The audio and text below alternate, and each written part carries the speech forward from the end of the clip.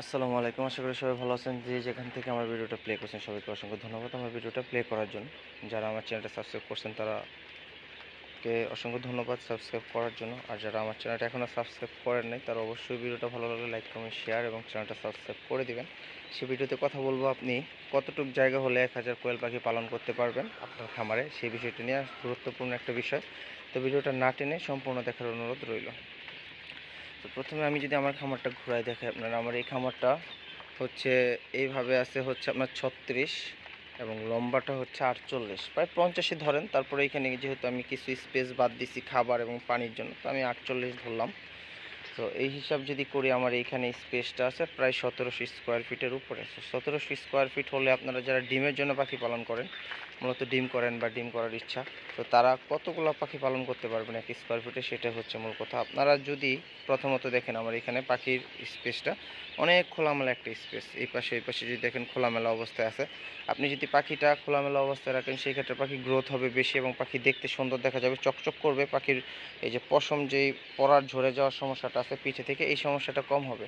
এই আর দ্বিতীয়ত হচ্ছে যদি আপনি ঘন পাখি পালন করেন, পাখির আপনার ওজন কম আসবে, ওজন বলতে গ্রোথ কম হবে, পাখি দেখতে উস্কো খুস্কো লাগবে, অতটা সুন্দর আসবে না এবং ফিউচারে এর থেকে ডিমের প্রোডাকশন ওইভাবে ভালো পাবেন না।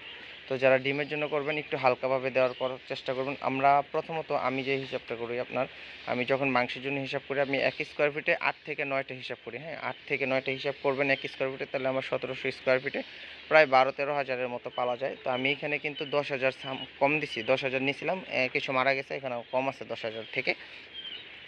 আর ডিমের জন্য যদি করতে চান সেই ক্ষেত্রে হচ্ছে পার স্কোয়ার ফিটে সর্বোচ্চ 5টা দিতে পারেন, সর্বোচ্চ, সেটা হচ্ছে সর্বোচ্চ 5টা দিতে পারবেন পার স্কোয়ার ফিটে। তো সেই ক্ষেত্রে আমার এখানে 1700 প্লাস যেহেতু আছে, আমি এখানে 8,000 প্লাস পাখি পালন করতে পারি। কিন্তু আমি সব মিলাই এখানে ডিমের জন্য পাখি করি হচ্ছে 6,000-এর মতো, 6,000 বা কিছু কম দিই। তো আমি এবার এই বছর 6,000 দেওয়ারই টার্গেট আছে এইখানে, ডিমের জন্য 6,000 করব।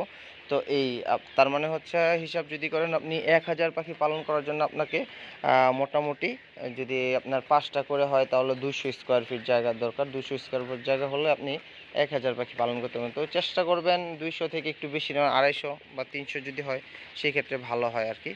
তো যারা পাখি পালন করবেন এই হিসাবের গরমিলটা ঠিক রাখবেন, কারণ এই জায়গায় স্পেসের কারণে অনেক সময় আপনার পাখির প্রোডাকশনগুলো আপ ডাউন করে, কমে যায়, বেড়ে যায়। কারণ জায়গা ঘন হইলে পাখির গরম লাগে, সেই ক্ষেত্রে প্রোডাকশন কম পায়। তো খোলামেলা হইলে শীতকালের জন্য আবার একটু সমস্যা, মানে অ্যাডজাস্ট করে রাখার চেষ্টা করবেন। এই হচ্ছে হিসাবটা, সব কিছু মিলে যেন আপনার হিসাব এবং ক্যালকুলেশন সব দিকে ঠিক থাকে, জায়গার পরিমাণ এবং বাচ্চার পরিমাণ যেন ঠিক থাকে, এই বিষয়টা খেয়াল রাখার চেষ্টা করবেন। তাহলে ইনশাল্লাহ আশা করা যায় যে ব্যবসা করে কিছু লাভবান হতে পারবেন। তো ভিডিওটা ভালো লাগলে লাইক, কমেন্ট, শেয়ার করবেন এবং এই ধরনের নতুন নতুন ভিডিও পাওয়ার জন্য আমার চ্যানেলটা সাবস্ক্রাইব করে রাখবেন। ধন্যবাদ।